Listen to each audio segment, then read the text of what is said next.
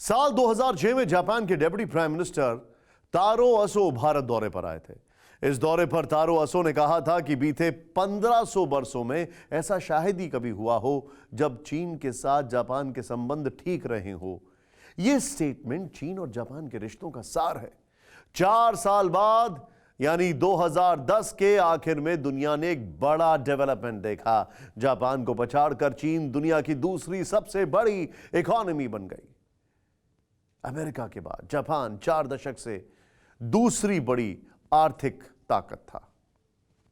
लेकिन चीन न सिर्फ जापान से आगे निकला, बल्कि अब वो अमेरिका को भी कड़ी चुनौती दे रहा है। देखिए टेलीसीरीज का यह episode, flashback, decades of defiance.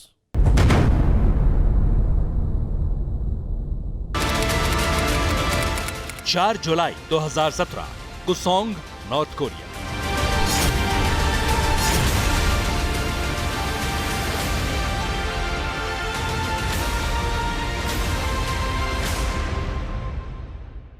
Pangong airport से 8 किलोमीटर दूर दक्षिण पूर्व में किम जोंग अपने सबसे करीबी मिलिट्री ऑफिसर्स के साथ बैठा था।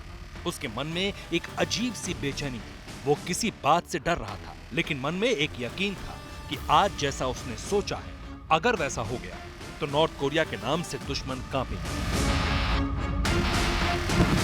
कुछ ही देर बाद सायरन बजा, उल्टी गिनती शुरू हुई। आग के शोलों को पीछे छोड़कर एक मिसाइल आसमान का सीना चीरते हुए अंतरिक्ष से बातें करने लगी।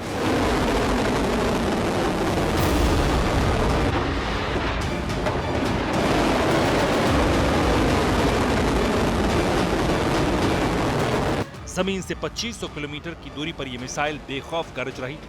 37 मिनट बाद लॉन्चिंग साइट से करीब 930 किलोमीटर दूर एक सुपर ब्लास्ट हुआ।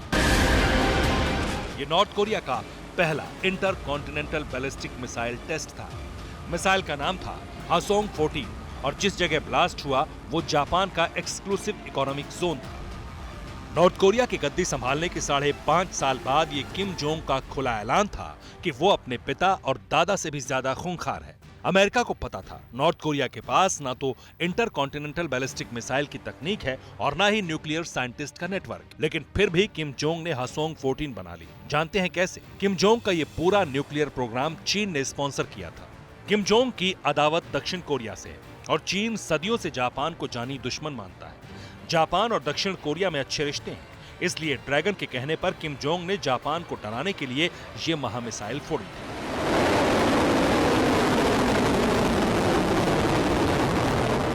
एक वो दिन था और एक आज का दिन। न जाने कितनी बार सी ऑफ जापान में किम जोंग मिसाइल दाग चुका है। सिर्फ इतना ही नहीं, नॉर्थ कोरिया के पास 30 से ज्यादा एटम बम है जो जापान और उत्तर कोरिया को राख करने के लिए काफी है।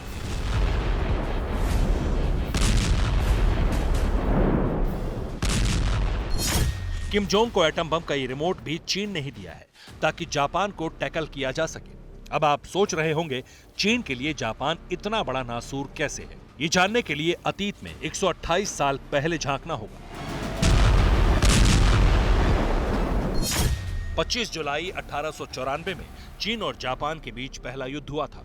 कोरिया की चोसुन सल्तनत को लेकर चीन के क्विंग राजवंश और जापान के राजा में तकरार इतनी बढ़ी कि जंग हो गई। इस जंग में जापान ने चीन को धूल चटा दी। कोरिया को जापान ने चीन से छीन लिया।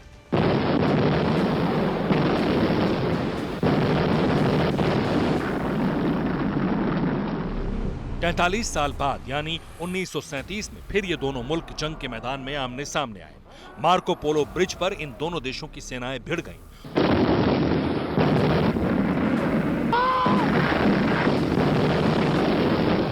उसके बाद दूसरे चीन जापान युद्ध का ऐलान हो गया।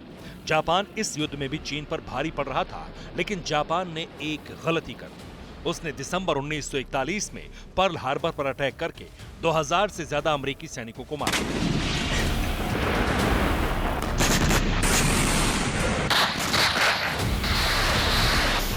इस हमले के बाद अमेरिका और रूस चीन को सपोर्ट करने लगा। महाशक्तियों के सामने जापान कमजोर पड़ने लगा। पर्ल हार्बर के हमले के बाद अमेरिका ने वर्ल्ड वॉर 2 में एंट्री की और 4 साल बाद अमेरिका ने पर्ल हार्बर का बदला लेते हुए जापान पर 2 परमाणु बम गिरा दिए।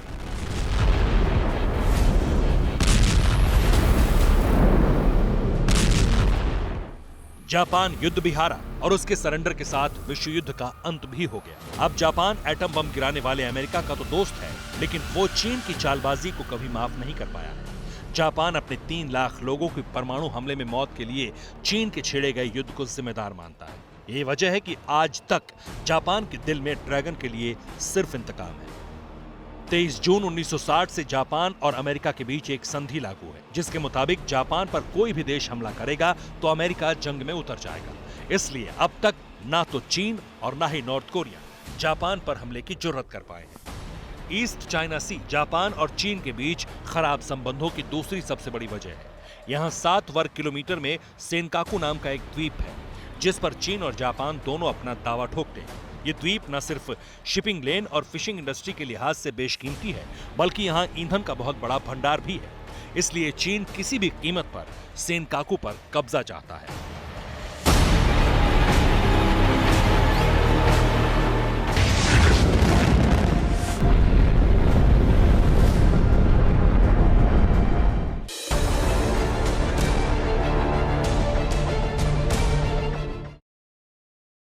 परवाह देश की, सोमवार से शुक्रवार रात 10 बजे TV9 भारतवर्ष पर।